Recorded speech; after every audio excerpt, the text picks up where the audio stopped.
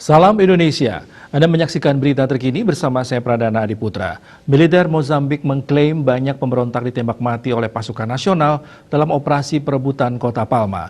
Kota tersebut sebelumnya jatuh ke tangan kelompok ekstremis pasca sebuah serangan berdarah pada 24 Maret lalu.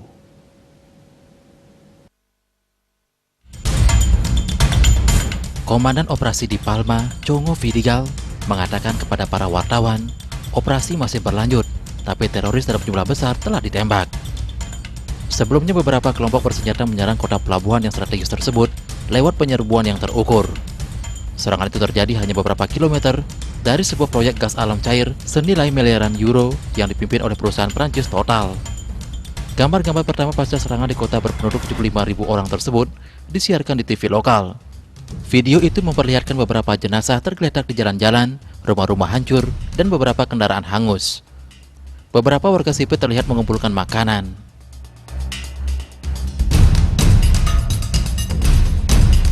Serangan yang diklaim oleh ISIS tersebut menewaskan puluhan warga sipil, polisi, dan tentara. Jumlah pasti korban belum diketahui. Perusahaan Prancis Total telah mengevakuasi para pegawainya dari lokasi di Semenanjung Afungi dan proyeknya kini terhenti. Selama beberapa hari, para tentara telah berusaha merebut kembali kota Palma yang jatuh ke tangan pemberontak pada 26 Maret lewat sebuah serangan berskala besar. Untuk mencegah penyebaran COVID-19, ingat pesan Ibu, selalu terapkan 3M, wajib memakai masker, wajib mencuci tangan, dan wajib menjaga jarak, serta wajib menghindari kerumunan. Dengan penerapan perilaku 3M, Indonesia segera terbebas virus corona menuju Indonesia maju. Tetaplah bersama Bali TV. Salam Indonesia.